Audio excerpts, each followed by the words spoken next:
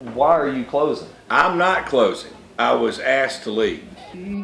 One of the longest running and most well-known bars on the Oxford Square is closing its doors after 17 years of business. And in a Newswatch exclusive interview, I sat down with the owner of the iconic Rooster's Blues House. I don't have words. It's basically we're not renewing the lease. This operation will no longer exist here in Oxford at this property. After learning in September that this local hotspot would be closing, I had to find out why the icon of blues music, open mic nights, and karaoke on the square was leaving so abruptly. We could have easily sat down and worked out whatever issues they have, or if we couldn't have worked it out, do it amicably and agreeably. I'd have probably shaken their hand, we'd had dinner, and we'd have a better interview about this whole situation, but we don't. We're out, my employees are out, the customers lose a great venue. Mr. Michael says that almost all of his communications with both property owner Tim Phillips and other associates have been ignored. I also tried to reach out to Mr. Phillips and others affiliated with the property. My messages were read, but not responded to. What have you done to stop this from happening? I've done everything that I can do, emails and phone calls to deaf ears. I wanted to know more about Mr. Michael's future business plans, and I also wondered if the city of Oxford had anything at all to do with Roosters leaving the square. Would you ever reopen Roosters Blues House in Oxford? Absolutely. Robin Tannehill, the mayor, was great to us and to this whole square, this whole city. What they've done for me and the support I've got, it's been overwhelming. Some have speculated that your closure may have to do with some things in your personal life.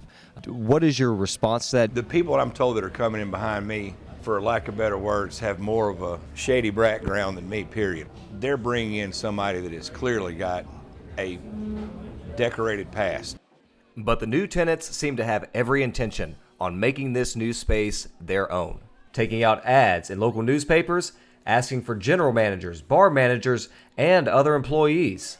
But Mr. Michael says this won't hold him back, as he is only weeks away from the grand opening of a new location across state lines. I mean, right now we're moving to Memphis, made deals in 3 other cities, Nashville, Memphis, Austin, Texas. They're welcoming me with open arms, and I'm glad to be there. And as 2024 comes to a close, it's last call at Rooster's Blues House and time for change on the Oxford Square that hasn't been seen in 17 years. It's just home to me. You know, home has been Oxford. It's the greatest town ever. For Newswatch Ole Miss, I'm William Traylor.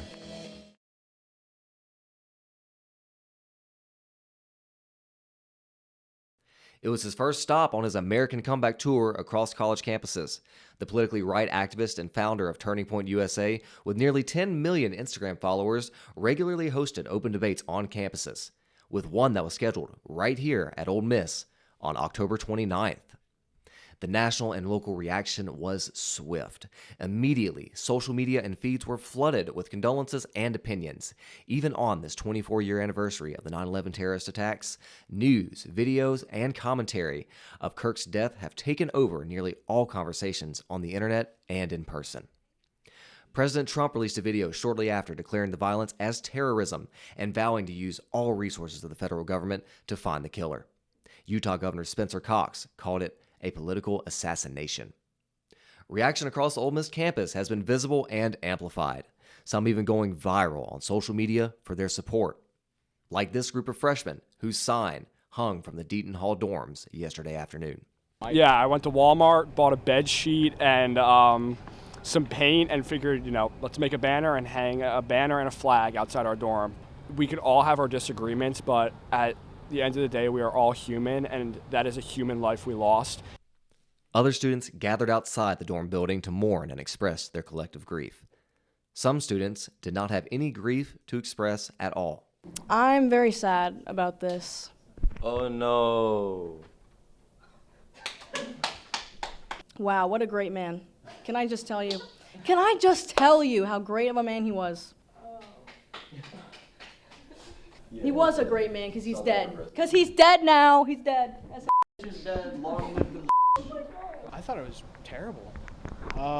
I don't think anyone should be shot for having the wrong quote unquote wrong political opinion. Everybody should be able to have freedom of speech and talk about whatever they want to speak. He was doing something very peaceful and very educational, and people took it the wrong way. And as the hunt continues, Americans are ending their day to day in a nation more polarized, more anxious, and more violent than the nation they were in yesterday. William Traylor, Newswatch Ole Miss.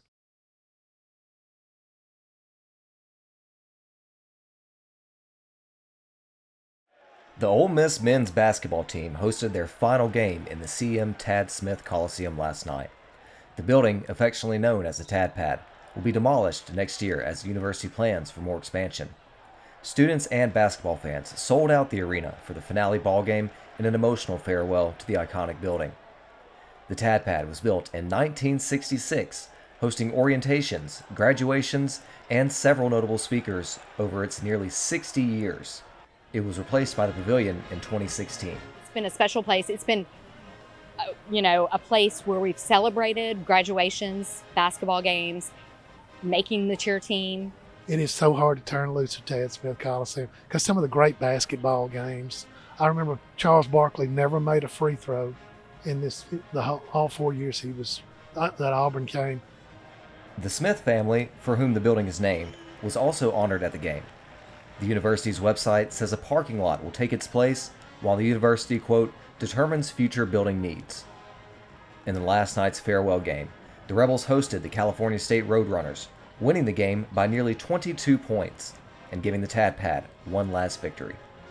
The final score was 60-82.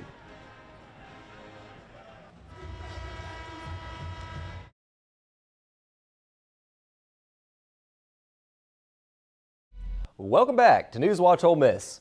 For many students, it's a study partner, and for some, it's a major shortcut. AI has become a staple in the classroom, but what does that mean for education in the future? Reporter Olivia Waltzer gives us the inside on what professors really think about this new learning tool.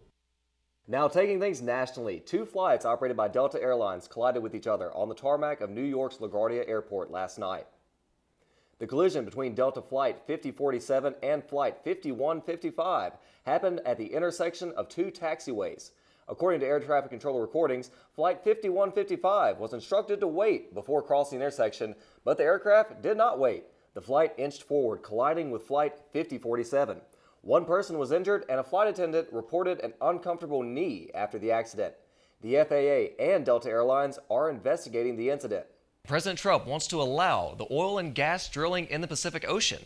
The New York Times reports that the president and his administration want to open California's Pacific coast to new oil and gas drilling operations, something that hasn't happened in nearly 40 years. But the move is not going unnoticed. California Governor Gavin Newsom says such plans would be, quote, dead on arrival, adding the state would challenge it in court.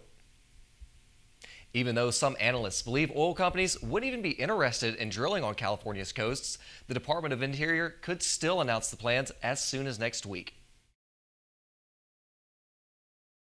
Well, this is what we all wished it looked like today.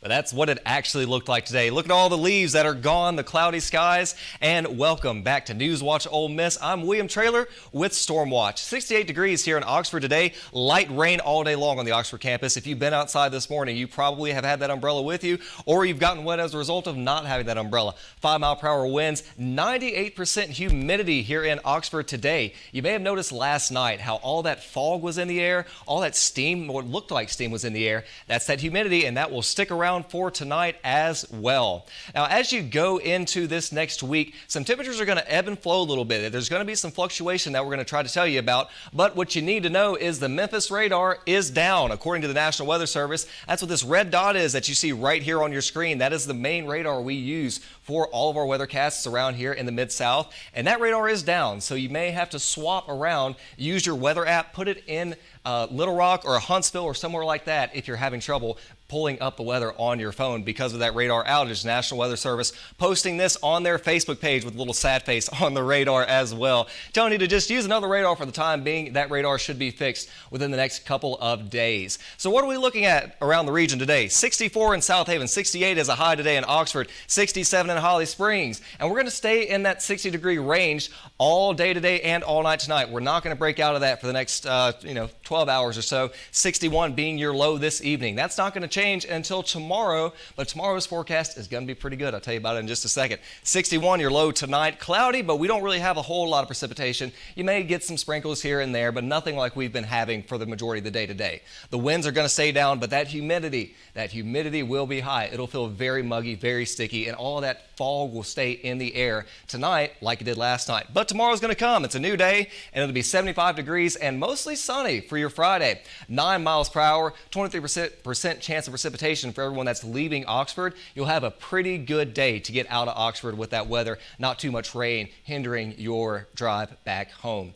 Tomorrow's highs around the area: 75 in Oxford, 76 in Holly Springs, 74 down in Tupelo. We're finally getting below the 60s, 59 for your lows tomorrow night, and it's going to stay that way for the majority of the weekend, as you can see here in your 7-day forecast. Look at that Saturday and Sunday, 69 and 66 with lows as 47, and then we're going to go into Monday and Tuesday with some big rain that is going to bring in a cold front here into the Mid-South region that will follow us all the way into Wednesday and into the Egg Bowl, which we will win.